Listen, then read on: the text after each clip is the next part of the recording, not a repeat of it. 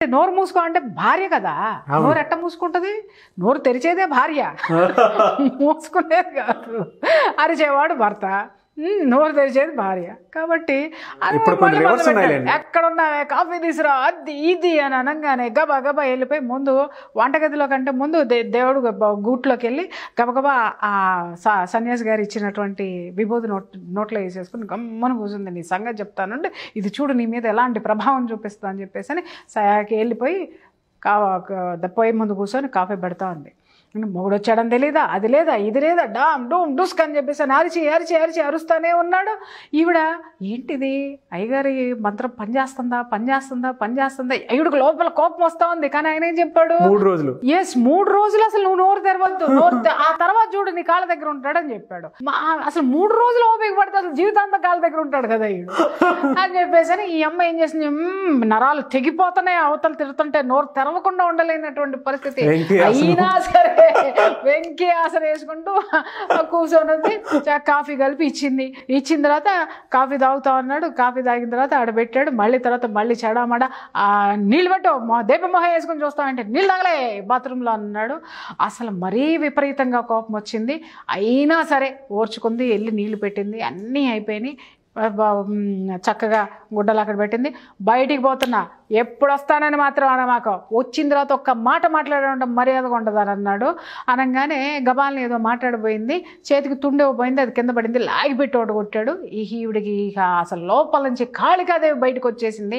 కానీ సన్యాసి లోపల విభూతి రూపంలో తంత్రం ఇచ్చాడు కదా, ఆ విభూతి ఇవ్వగానే కాళికాదేవి లోపల మాయమైపోయింది అనమాట.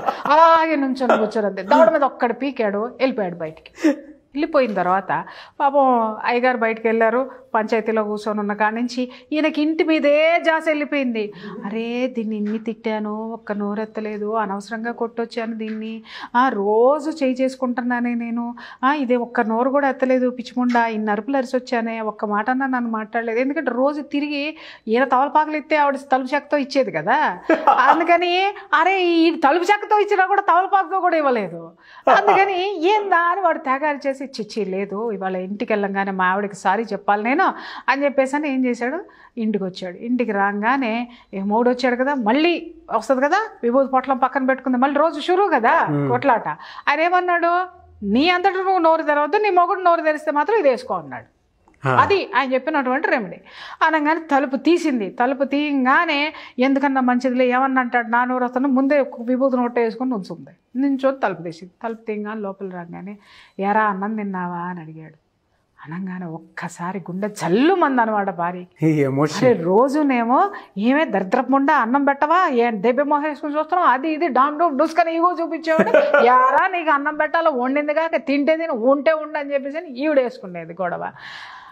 ఏం జరగలేదని ఎరా అన్నం తిన్నావా అని అనగానే అమ్మా సాధువు గారు ఇచ్చినటువంటి విభూద మజాక ఎంత పని చేసిందని ఇలా అందనమాట. అనగానే రారా తిందాం అని చెప్పి కూర్చోపెట్టుకొని ఒకే పళ్ళలో కలిపి భార్యకి భోజనం పెట్టాడు.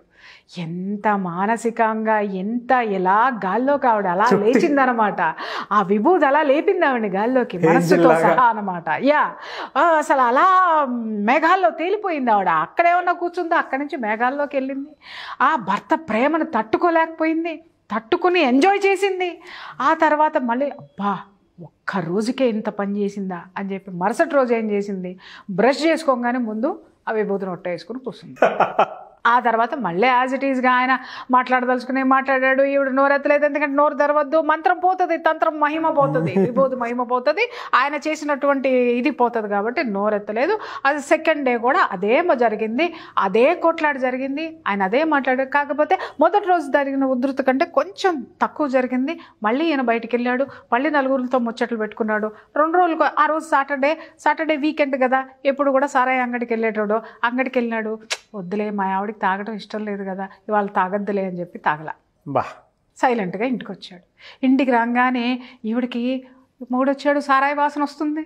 సారాయి వాసన వచ్చిందంటే దీనికి కోపం వస్తుంది, అది అసలు పడదు, ఏం చేయాలి, ఎందుకన్నా మంచిదని తలుపు కొట్టంగానే మళ్ళీ విభూతి నోట వేసుకుని కూర్చొని తలుపు తీయంగానే మల్లెపూలు పట్టుకొని వచ్చాడు. అని ఎంత వండరు, సారాయి వాసన వచ్చే భర్త దగ్గర మల్లెపూలు వచ్చినాయి. అనగానే ఆవిడేం చేసింది, మల్లెపూలు తీసుకోవడం మానేసి మొగుడు వాసన చూసింది. సారాయి వాసన రాలేదు. చేతిలో జేబులో నుంచి తీసి మల్లెపూల చెండు పెట్టాడు. ఆనందం పూలల్లో తేలింది. అదే పువ్వు, మల్లె పువ్వుల లెక్క ఆవిడ చాలా మనసు తేలిపోయిందన్నమాట. సువాసనలతో నిండిపోయింది. అద్భుతంగా ఉంది. సన్యాసి గారికి అసలు శతకోటి దండాలు, అనంతకోటి కృతజ్ఞతలు చెప్పేసుకుంది. హ్యాపీగా గడిచిపోయింది.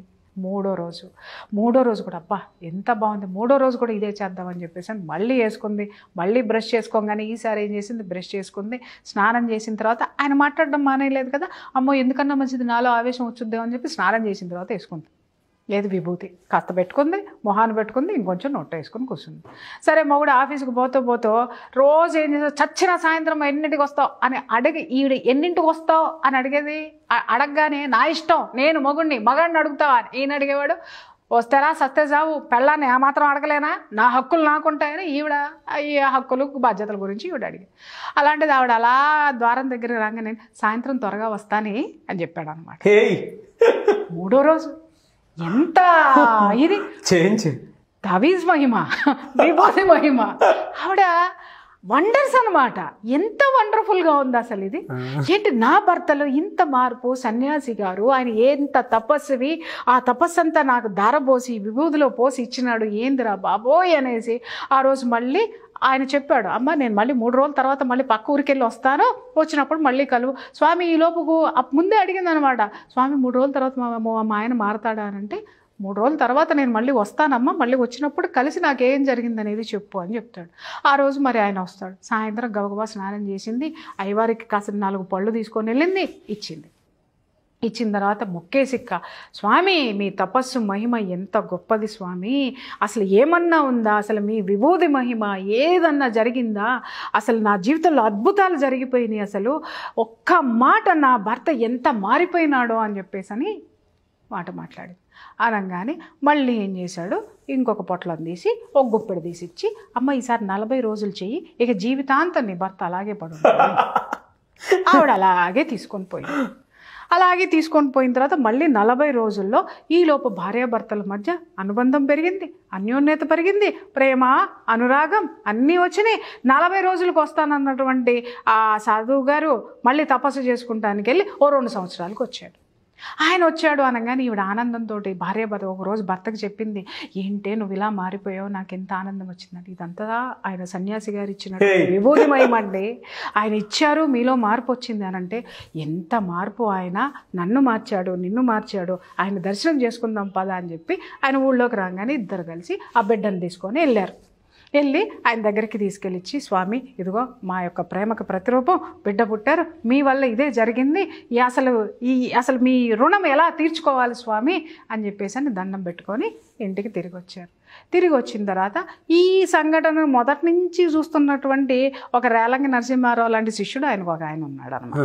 ఆయన అడిగాడు, స్వామి అసలు అంటే అదేదో ఆ రహస్యం ఏదో నాకు కూడా చెప్పండి స్వామి, మీ తర్వాత నేనే కదా ఆ సీట్లో కూర్చోవాల్సింది, మరి ఇట్లాంటి సమస్యలు వచ్చిన వాళ్ళకి నేను ఇవ్వాలి కదా నాయన అంటే, ఏమి ఇచ్చారో చెప్పండి అంటే, మంత్రమా బొంద, నీ బొంద ఏరా నేను ఇచ్చింది, అదిగో ఆ పొయ్యిలో ఉన్న బూడిది ఇచ్చాను అన్నాడు. అని ఒక్కసారి షాక్ అవుతాడు, బూడిద ఇంత పని చేసిందా, బూడిదలో ఇంత మార్చం ఉందా అంటే, బూడిదలో లేదురా నాయన మార్చము, నోరు మూసుకుంటే మహత్తంతా మాటలో ఉంది.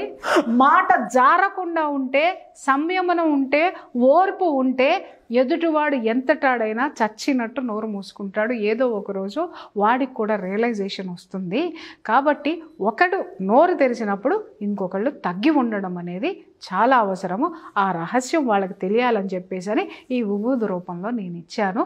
ఇప్పుడు వాళ్ళు ఏమనుకుంటారు అనంటే, మార్పు వచ్చింది అనుకుంటున్నారు, వాళ్ళల్లో విభూతి తెచ్చింది అనుకుంటున్నారు.